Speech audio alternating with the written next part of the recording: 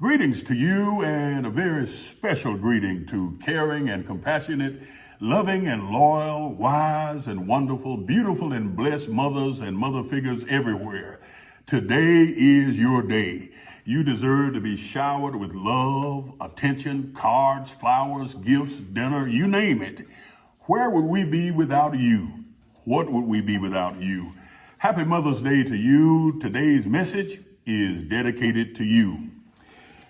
If a picture is worth 1,000 words, then an artist's sketch speaks volumes as well. When God, the ultimate artist, created mothers, he painted a masterpiece. Without a doubt, mothers are a precious gift sent from above.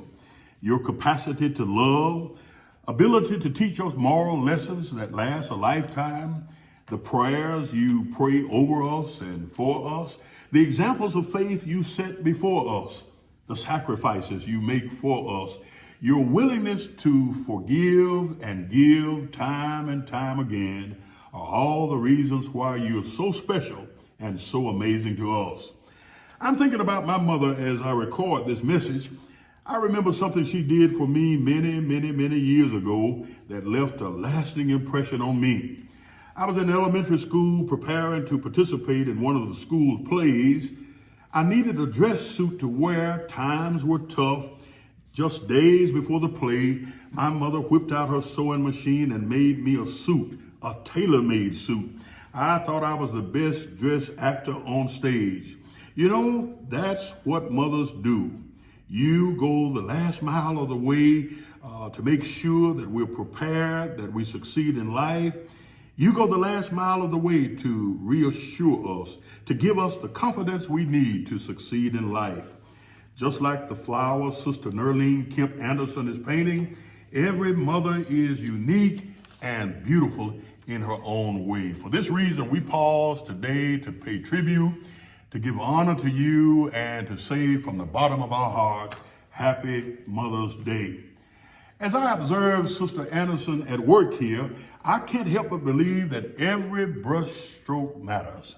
You know, everything you have done as a mother, the small things, the great things, the big things, they all matter in our lives. In 2 Timothy chapter 1, the Apostle Paul commended a young man and reminded him of the important role his mother and his grandmother played in his life.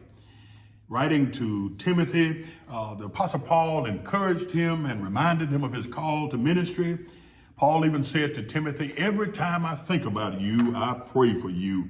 He reminded Timothy of the impact that his grandmother Lois and his mother Eunice had on his life. Paul said in 2 Timothy chapter 1, verse 5, when I call to remembrance the genuine faith that is in you, which dwelt first in your grandmother Lois and your mother Eunice, and I am persuaded is in you also. Paul called Timothy to serve the Lord with confidence and serve the Lord with assurance. He reminded him of the important role and the lasting impact his mother and his grandmother played in his life. The same can be said of you today. You have left a lasting impact on us. You have made the difference in our lives. And for this reason, we pause today to simply say from the bottom of our hearts, thank you for being amazing mothers. Thank you for being a precious gift from God to us. Thank you for the role you play in our lives. Proverbs chapter 31 sums it up best when it describes you and all the wonderful things you have done for us. Proverbs chapter 31, beginning at verse 10, raises a question. Who can find a virtuous wife, a virtuous woman? For her worth is far above rubies. The heart of her husband safely trusts in her, so he will have no lack of gain. She does him good and not evil all the days of her life. She seeks wool and flax and willingly works with her hands. She is like the merchant's ships. She brings her food from afar. She also rises while it is yet night and provides food for her household and a portion for her maidservant. She considers a field and buys it. From her profits, she plants a vineyard. She girds herself with strength and strengthens her arms. She perceives that her merchandise is good, and her lamp does not go out by night. She stretches out her hand to the distaff, and her hand holds the spindle. She extends her hand to the poor. Yes, she reaches out her hands to the needy.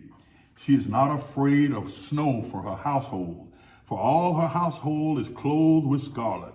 She makes tapestry for herself. Her clothing is fine linen and purple. Her husband is known in the gates when he sits among the elders of the land. She makes linen garments and sells them, and supplies sashes for the merchants. Strength and honor are her clothing. She shall rejoice in time to come. She opens her mouth with wisdom, and on her tongue is the law of kindness.